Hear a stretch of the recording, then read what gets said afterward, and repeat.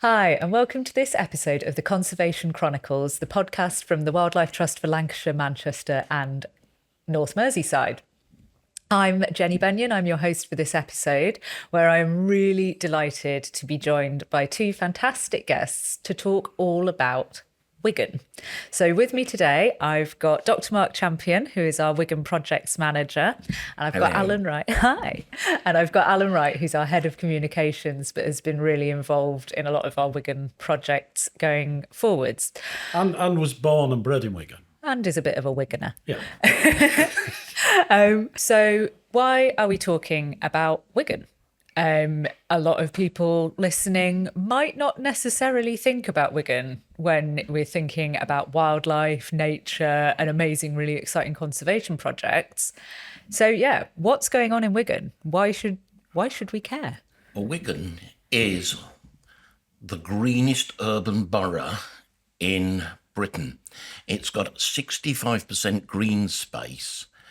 And in partnership with Wigan Council, we manage 1,442 hectares of green infrastructure in Wigan, where there is 1% of all the UK's bitterns breeding, marsh harriers, reed warblers, water rails, gadwall. It's a really exciting. And when you think that's within an urban context, to have all those really rare species, not mentioning the willow tit at 9.5% of all of the UK's population of the rare endemic species. So it's a really crackingly important area. And it has this range of habitats that are of National Nature Reserve standard. We were given the National Nature Reserve status in 2000 and I think it was 23. Yeah. So we were given the National Nature Reserve status in 2003, celebrating both its importance for wildlife and obviously being an urban borough, it's available for visiting by a large number of people. There are 310,000 people living within the borough, and there are 6 million people within half an hour's drive, assuming, of course, that they don't all get in their car and come at the same time, because the M6 will be just a bit blocked. Yeah, the thing about Wigan is that it has got this reputation. It was a mining area. It was it had the biggest iron and steel works in Europe. Very, very, very industrial area, certainly in Victorian times, and even up until my granddad was a miner in the area, and that's how a lot of people still see it. They still see it as this dark, horrible area, but nature has basically. Where industry's now gone, nature's taken over with a lot of help from the Wildlife Trust and a lot of help from Wigan Council. Wigan Council are an amazing group to work with.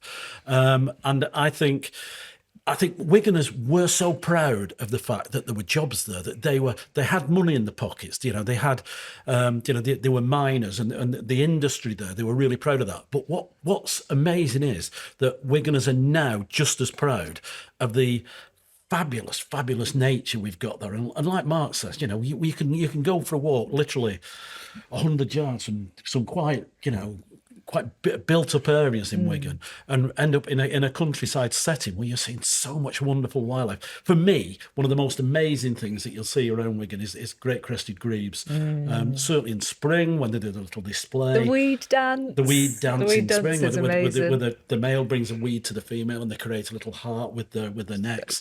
And I just think that whole thing is happening on people. This is literally the personification, is that the right word, of nature on your doorstep. It is.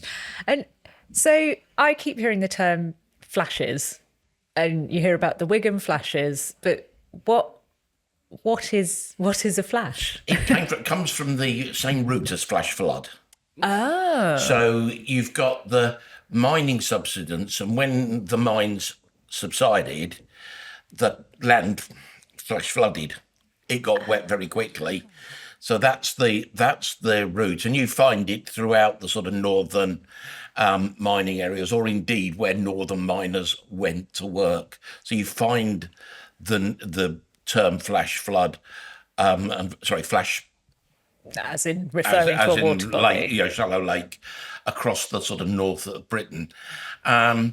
And in Wigan, they had a style of mining called longwall mining, and it meant that when the mine was abandoned, it subsided really quickly and created these flash areas of water. So sort of different to the more modern coal fields that you find in South Yorkshire and Derbyshire, Nottinghamshire, where the land sinks more gradually.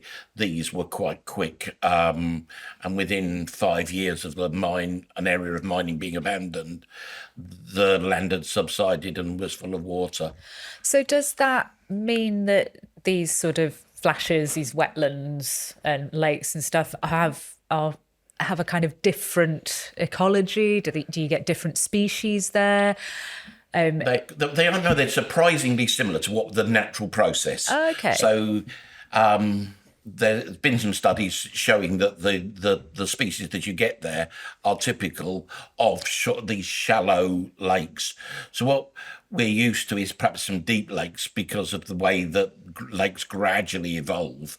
But no, they're surrounded by reed and marginal vegetation, and it's the same species that you would find. One of the interesting sort of side notes is because it was coal shale and mining, it has the tiniest little bit of salinity in it, and so you sort of get salty. So yes, and so you get little patches of Enteromorpha intestinus, which is a seaweed that you find on the upper beach where it's affected by rainwater, or we also get little patches of salt marsh sedge, which again you would find on the upper beach at Southport, for instance. So they are really at the freshwater end of the salinity, but yes, they are there, and you can find these sort of tiny saline remnants. Otherwise, very similar, and the bird species are similar, and that's why bitterns and reed warblers and things are in such good numbers. But these are landscapes, aren't they? These are absolute landscapes that have been created. And I mean, I remember when I was a kid. I mean, it was probably 50 odd years ago when we did it, but we used to the Mosley Common Pit in near to Warton and Salford. I mean, that was open. That was open and running because we used to hang off the back of the trains as they carried the coal down to the cut on the canal. But all along that canal, basically, you had all these mines and the subsidence happens. So these have been really fairly modern lakes that have created. So this landscape's quite a modern landscape, isn't it? And also, you can still see a lot of the old buildings there that have been grown over as well. So there's a lot of history actually trapped in there. Again, that's one of the things. It started mostly before the First World War. It was the old rural landscape, but by 1920, it had absolutely changed to the landscape that we see now. What was it like then, Mark, in those days? It was, as you know, Alan, it was marshes, and it was very similar to the landscape that we have now. So the landscape would have been in the 19th century, it would have been a patchwork of small woods, agricultural land, mossland. Yeah. So the landscape isn't majorly different. What the landscape's done is revert back over the 100 years since the land started to sort of recover from the finished. mining. Has gone back to that original landscape. Okay, it may now got more lakes in it than it would have had, but the general sort of habitats are pretty similar. And with the LRS, one of the ways we've chosen the habitats, that's a landscape recovery scheme that we're currently putting into DEFRA to try and get funding to continue the work and manage the large landscape scale amalgam of all the sites in Wigan, of which there are 42, is to go back to that original map from 1900 and look what were the landscapes then, and can we recreate it, because that was beautifully sort of linked together and had the connectivity and the type of landscape that we would want now for wildlife. And by choosing that sort of as a sense of direction, we know that our landscape will recover to that sort of. But the whole idea. I mean, the whole of Wigan now. I mean, basically, we've now got 2 national nature reserves. So we've got the Flashes of Wigan and Lee, and we've got the Risley, Holcroft, and Chat Moss National Nature Reserve, which was designated earlier this year. So it's not just the landscape here now in Wigan, or when we're in Wigan, is it? It's getting national recognition. For the work we've done, and the fact that we do the work, we create habitats, and then the wildlife then appreciates that. And in some ways, it's not really a case of rewilding, is it? Because the wildlife just comes back. That's it. The wildlife is there wanting these habitats that are being recreated on this post-industrial ground. So it's kind of a case of nature coming back, where we, originally we had nature, then, proper heavy industry came in. And now actually, as that industry's sort of left, it's nature beginning to fill those But in gaps some cases, again. it's a case of nature actually just being weighted, isn't it? And then just reappearing. Yeah. It was the second most damaged borough in the 1960s. Wow. The first was the area of Bulkley around Truro in Cornwall, but the second most damaged. Of all the land that we manage in Wigan, 95% of it is brownfield post-industrial shales. 95%? Wow. Which were just bare grey shale. Up until the restoration in the 1970s, and it was one of the first restorations of this type of landscape, getting the vegetation back on it. So there's tree planting, and they planted grasslands, and we have to look back really to that restoration period of the early 1970s to see why Wigan is so successful now, because it was really quite inspired, especially as it was the first land restoration. They kind of did one and they got it right the first time, which I think is really something, again, that we overlook and don't celebrate enough. Yeah, and it's allowing us to then come in and build on that success. It's really. I get really proud wandering around, certainly the Flashes, because as I say, I was born and brought up, and I am back at Wigan a lot of weekends to see family and the football and this kind of thing. But when we go out around the Flashes together, we always see or hear something, don't we? We'll hear willow tits. We'll see. I mean, for me, like gold crests. We always see a gold crest when we're out and about. And we had some guests over from Manchester City, the football team, and we were walking around one of the mosses and one of the Flashes, Scotsman's Flash. And a young bittern flew up in the air. Now, I'd never seen a young bittern apart from through a scope, through a scope, and a young bittern flew up and started circling us. Wow. And I said to Mark, is that right? And he went a bit quiet. And then we basically had this bird that came rushing towards us. And his language was rather choice, but he was basically shouting, I've never seen anything like that before in my life. And it was like, oh wow. And we were kind of saying to the guys from City, this is what you could have near the ground if you wanted us to actually do some work there.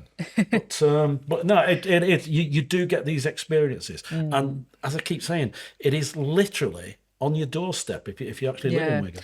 So tell me about this landscape recovery scheme that we're working on in Wigan. So we've been developing this scheme for the last 2 years. 2 years, yeah. And we're currently in the process of trying to get this funded as a 20-year project. But what actually is involved in it? The important thing is that it's species recovery. So we've got 5 key species. Okay. So what are looking- those? Bittern, water rail, willow tit, And a couple of others. a gadwall, yes, and a couple of others. Where did that be? And the point is that all of these species need a landscape in which to operate, in which to live.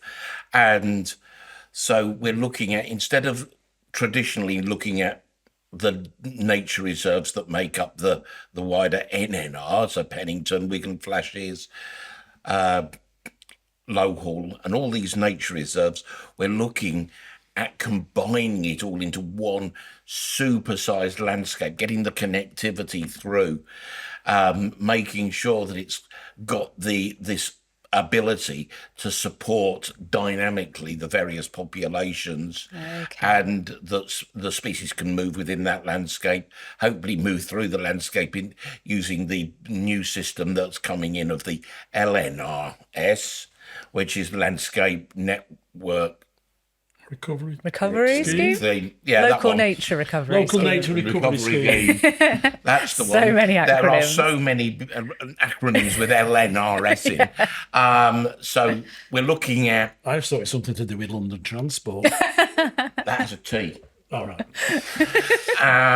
So we're looking at that sort of connectivity, making sure the willow tits can move through that landscape. The bitterns have got various places to feed, nest, and get the dynamic, because when you've got this sort of large urban circle, that centre core, the green heart of Wigan, is really useful for getting the birds and everything to be able to use, because many of the sites perhaps are a little small, but when you add them into a whole and make it connected, suddenly you go from a network of 250 hectare sites to a landscape nearly 1,500 hectares, which is really quite big and allows for sort of rewilding processes and dynamic habitat management to benefit such a range of species. But the whole willow tit thing is important, isn't it? Because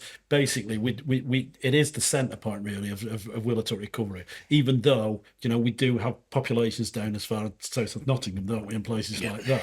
Generally post mining areas, Generally, most of the sites, bar the one in on the edge of Dartmoor, are post-industrial.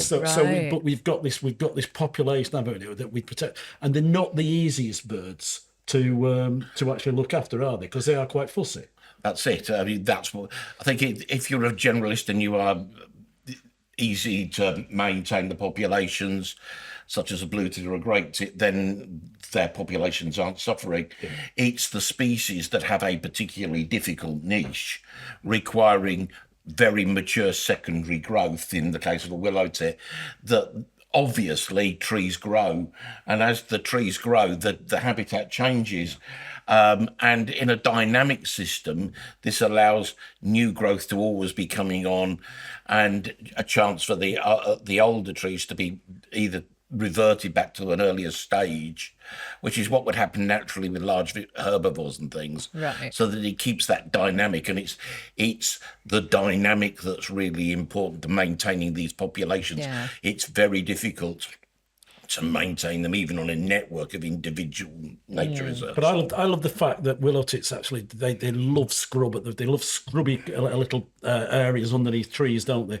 Whereas a lot of tree conservation is about getting rid of that scrub and creating areas for wildflowers, isn't it? But we need areas of scrub. We need scruffy areas. So I mean, the willow tits I'm scruffy, so I really feel the willow tits are part of that. I'm being in Wigan, and I think my team, Wigan Athletic, they should be called the Willow Tits. They're not the Latics, the Willow Tits would be a great name. It could happen. It could. You never know. The more we try. I once heard someone describe perfect willow tit habitat as if you can run round a tree like 3 times in a circle and not fall over or get poked in the eye by a bit of scrub or anything else. That is not where a willow tit wants to be. And those brambles, they protect wildlife from predators, and we need areas like that. So it's not all about trees and perfect flowers underneath. We've got places like that, but these areas are necessary. And willow tits are our fastest declining resident bird. 97% decline since 1965. I mean, that's a terrifying statistic. We're really close to losing yet another species here. Can you do an impression of a willow tit? No. Are you sure? It's like a nasal. No. There you go.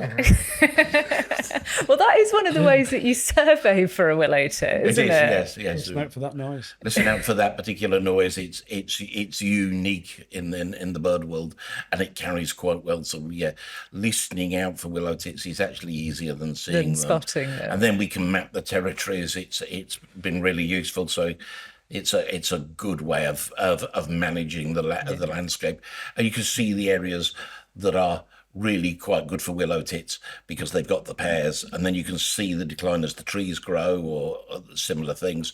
So you can see the way that we can make this landscape work again. So dynamic. I find like willow tit spotting the same as like bat detecting. When you go out with a bat detector and you hear the bats, then you'll see them. Yeah. And if you go out and you understand what a willow tit sounds like, once you actually hear them, within a couple of minutes, you're likely to see one, aren't you? Because you kind of tune into them. So it's like, again, it's tuning into nature, and willow tits is the perfect way of doing it. And it's this wetland habitat with this range of species. So it's got bitterns breeding, marsh areas, water rails. It's so important for the UK's species, and here it is. Sitting in a town between Manchester and Liverpool, with 310,000 people living in it as well, and yet it's right up there with the well-known locations of places like Leighton Moss or the Formby Dunes or Minsmere. It's real quality wildlife on your doorstep. I always find it quite fascinating when we're talking about wildlife, and we're talking about wildlife in urban areas, and people will think, oh yeah, well, I've got the sparrows and robins and stuff like that. They don't realise the size of some of these things, because bittern are big birds, aren't they? Marsh harriers are big birds, and and we get things like badgers, and badgers are the size of an Alsatian dog in some cases. a flat one. Yeah, squashed. That's not how we want our badgers. Let's just stress. Unfortunately, that's how we record most of them, isn't it? But certainly with bittern and to have a bird as big as a bittern actually within an urban area like Wigan is pretty magic. And I think that's one of the things that's really exciting about Wigan. Like you said, there's over 300,000 people who live there. So actually, we've got lots of really varied, really dynamic communities, like literally on the doorstep of amazing green spaces and fantastic wildlife. So is there something that we're doing with the landscape recovery scheme to engage people as well? Yeah, there's a big community engagement angle. That's one of the things that makes our landscape recovery different to some of the more traditional ones. Okay, so there's other schemes, other parts of the country. We're in the first phase of them, and most of the others were on traditional sites. Okay. Up in the hills, so looking at landscape recovery in those sort of locations. This is unusual in that it's got a big public engagement angle, bringing volunteering and bringing people into the areas to see and get involved and enjoy that green space as well as the wildlife. Good for the sort of health benefits and everything as well. So there's a whole landscape usage package that comes for people that comes with the LRS. And I don't think we've really mentioned, that the mosslands is a similar size just to the south of our the Wigan area, and of which part of it's in Wigan, some of it's in the other local authorities, Warrington, Salford. And by mosslands, we're talking about lowland kind of peatland raised areas. peat. Yeah. But in Lancashire, they're described as the mosslands. And we've been doing lots of work in the mosslands, looking at recovery of species and re-wetting to bring back things like large heath, the white-faced darter, sundews. I think the mosslands is a step after the flashes, though, isn't it? I think if you speak to people in Wigan, I think the majority of people you probably speak to have probably been to at least visit the flashes. The mosslands, I think, is a little bit. It's harder to access. I was going to say they can be a bit harder to walk through. It's harder to walk to, but it is. I mean, people don't realise it's there, but I think everything about what we're doing in Wigan and on the peatland mosslands, everything we're doing in this area is like a voyage of discovery for people. So the engagement is massively important, and getting there and discovering these amazing scenes. I'll mention something in a bit, but one place I really loved visiting is Kirklees, because it's the site of the the biggest iron and steel works in Europe, isn't it? Up until the 1920s. Yeah, and basically, as you're walking along through this landscape, and there's kind of the slag heaps, and then there's a canal at the end of it, and then there's meadows on the other side, isn't there? But you've got these amazing things called rabbit rocks, which are these huge cylindrical boulders. And they're the bottom of the kilns. They were the bottom of the kilns. That's it. They are the true slag. Yeah. And they're sitting on the side of the hill, and you've basically got these amazing cylindrical things, and rabbits nest underneath them, hence the name, the rabbit rocks. But I keep saying, anywhere else in the world, it would be a tourist attraction, because this is an amazing formation of rocks along the side, along a hillside that you wouldn't see anywhere else. Yeah. And the species of plankton that you get there are the nearest location to that species assemblage is Portland Point down in Dorset. I'm glad you said where that was, because you said that as though I should know where it is. Somewhere down south, as though I should know where that is, Portland Point.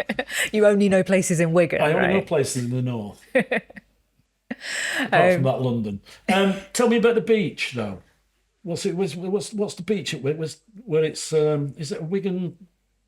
A beach area of the pier. The pier. No, not the pier. There's some, I didn't know there was a beach in Wigan. I thought there was some area which they call Wigan.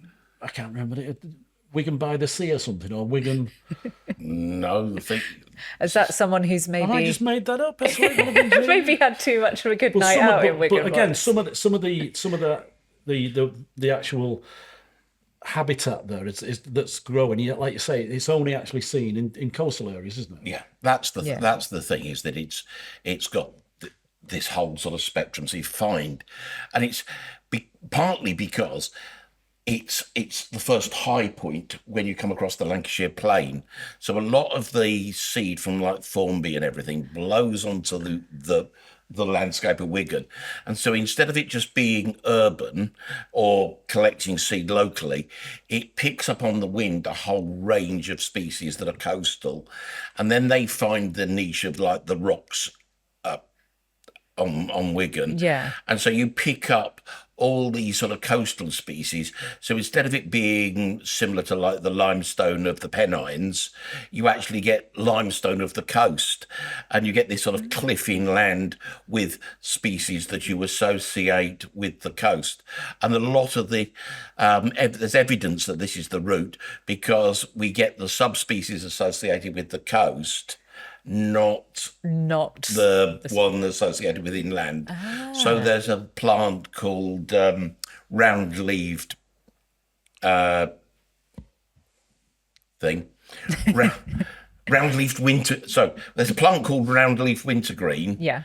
And it's the coastal subspecies that we get in Wigan, not the one that grows only 5 miles away at the base of Rivington that's travelled Oh, wow. out. So you can see the prevailing winds are bringing in these unusual species. And that's why Wigan is so good for its orchids and its helleborins and things, because all of the seed, which are tiny, tiny little seeds, are blowing in from the coast and then settling on these sort of post-industrial landscapes and finding that the novel and interesting soils that are caused by the breakdown of these post-industrial spoils is just what they were looking for.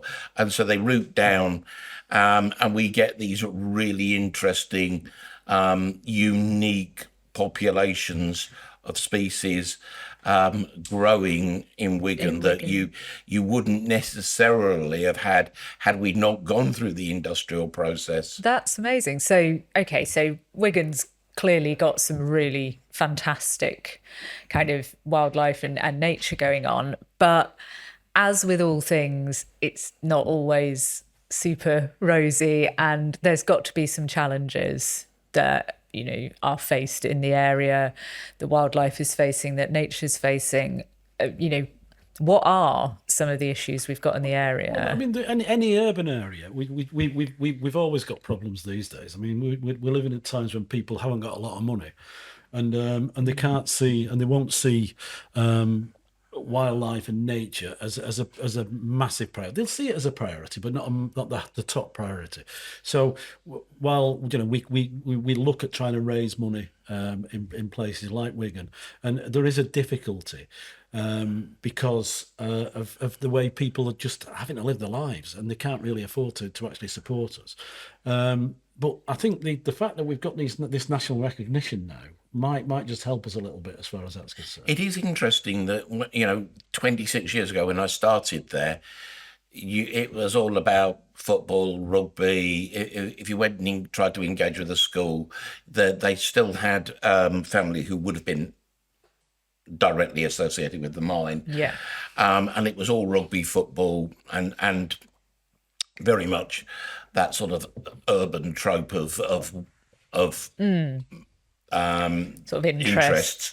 Whereas now, if you go into a school, you suddenly get flowers and butterflies alongside the football and the rugby. It's not that we don't want to lose that background culture stuff at all. That's really part of being in Wigan. But it's really interesting now that there's a third thing that gets described. So you get football, you get rugby, but you get flowers and butterflies and birds as well. And that's really is interesting, that there's been that sort of subtle shift. So we're obviously getting the message out there. And I suppose as there is more nature to see, people will see it more and therefore have more of a kind of awareness and interest in it. It's about getting people at the houses, isn't it? It's about getting people into these areas. And you don't necessarily have to go into the countryside. You can basically, just walk down the road and you'll see something. Or in your own back garden, we're really, really strong on creating these wildlife areas in back gardens, create your own nature reserves and then a link of nature reserves. So where our nature reserves are in Wigan, then we've got another kind of network of gardens where wildlife can travel and actually it's like a tunnel where they can actually travel through. Yeah. And we've gone from 10,000 visitors to the Wigan Flashes to 310,000 visitors a year. It's the same with Bickershaw. If you had officially, it had less than 10,000 visitors in a year. Now it's 25,000 plus. So it's really picking up, and this is down to the sites becoming safer, more accessible, better paths, people feeling that they're invited in. So it's all part of our job. It's not just about Bittons, Marsh Harriers, Willow Tits. A really important part of our job is to make it feel welcoming as possible for visitors. Now, we don't do a perfect job. We can't fix every social issue in the world overnight, but gradually we are improving. Yeah. And the fact that people are now moaning about the motorcycles using sites, whereas it was put up with, I think shows the change. It's irate for me. But it's what my job is to listen and try and respond to that. Yeah. But places like Bickershaw until recently, people put up with the antisocial behaviour. Now, people see it as a problem and want it fixing overnight. It was an alternative to, I mean, the nature reserve, if you look at the alternatives for having a pit there, and the alternatives was have kids riding around on motorbikes, it was probably okay for a while. But now we've actually put a nature reserve there, then people have got something to protect. And I think that's massively important. And, there's not that atmosphere now of, you're not from round here, so you're not welcome. Because I think Wiganers are that probably, and I'm biased, but I think they are very welcoming people when Definitely. when we actually do anything. So the Wigan Green Heart Landscape Recovery Scheme that we're working on with other partners, Wigan Council, Forestry England, Natural England, lots of other amazing organisations like that. We are hoping to get funding for 20 years of this project. What is your vision for Wigan in 20 years? What would you love to see? I'd love to see it much more connected. It being one entity. Yeah. With these really healthy and importantly dynamic habitats. So it's not all about going and cutting the grass. We want to cut the grass. We want hay meadows. We want those sort of things. But it's the fact that they all work in a much more dynamic way, so that there's constant sort of movement of species, and that the butterflies and the birds and everything can move through that landscape. We've increased the sort of porosity. We've got a functioning landscape, as opposed to 42 separate little islands. And I think once we can move from 42 little islands or 8 big nature reserves making up an NNR to seeing it as the Wigan Green Heart LRS, which is just one great big sort of dynamic, healthy ecosystem being enjoyed by people as well, then we've kind of cracked it. I'd like to think that in 20 years' time we're going to see the return of wildlife that's been missing. So I mean, fingers crossed with some real investment. We've got the Red Squirrel Recovery Network. I think maybe we can start seeing red squirrels on the outskirts of Wigan coming back into Wigan. Wow. Maybe we get red kites and even the odd osprey flying over or landing in Wigan and maybe but getting some of this stuff that's been missing. So we've already done work with the Manchester Argus butterfly to get it back onto Astley Moss, which we're proud to say is part of Wigan. And it's that kind of thing. We want to see some of this wildlife coming back, and the wildlife that's there already, like the willow tit, to actually start spreading and becoming, flourishing and becoming a much healthier population. And I think we can do that. And I think we've got the right partners in Wigan to do that. I really do. And Mark and the team, and again, let's just stress something here, that team that's going to be running the Landscape Recovery Scheme are all passionate individuals about what they're doing and where they're working. Tony and Carrie and Carl, and they're all really passionate people working in this area. And Mark's kind of has been at the forefront of that as well. So it's really exciting. And for me, I want people to tell us. I want people to go out into Wigan and tell us what they see, and start spreading the news about what a fantastic place it is. Yeah. So I've got a quote here from 1911 from the Victoria County History of Wigan. I don't remember that. Yeah, you do. You wrote it. So, at present, the whole of the district is thickly populated, the industrial town of Wigan occupying the greater part of the township, whilst its collieries, factories, etc. fill the atmosphere with smoke. So if we could go from that to this amazing, dynamic, connected Green Heart landscape in 150 years. You've got George Orwell, who gave Wigan a hard time. This guy's given Wigan a hard time. Yep. So you've got everybody who didn't like Wigan. Now what we want is people to start writing really nice things about how wonderful the wildlife-rich green Wigan is, one of the greatest places around. Yes. Bill Bryson liked Wigan. Bill Bryson liked Wigan. Oh, well, but I just go back to my granddad. He was a miner, and my granddad was a miner. When he gave up mining, he ended up working on a farm. And he'd be so proud of the fact that I'm involved in such a dynamic organisation now. And I mean, he wasn't around in 1911. I don't think he might have been. But he lived all the way through that, and he died as a result of working down the mines when it finally caught up with him 20 odd years later. So I think it's massively important that people realise that Wigan was an area where people kind of looked down upon and didn't think very much of, and now they've got to change the views, because this is the most, it's a place that's an example to so many other places in the UK of what we can do to an area and bring back the wildlife, and it is. I'm so proud to be a Wiganer, and I'm so chuffed for the last 15 years I've worked with people like Mark to actually help Wigan to actually become what it is today. And I'd say it's the legacy of that of people daring to go and go, this is too black a shale. It's unsafe.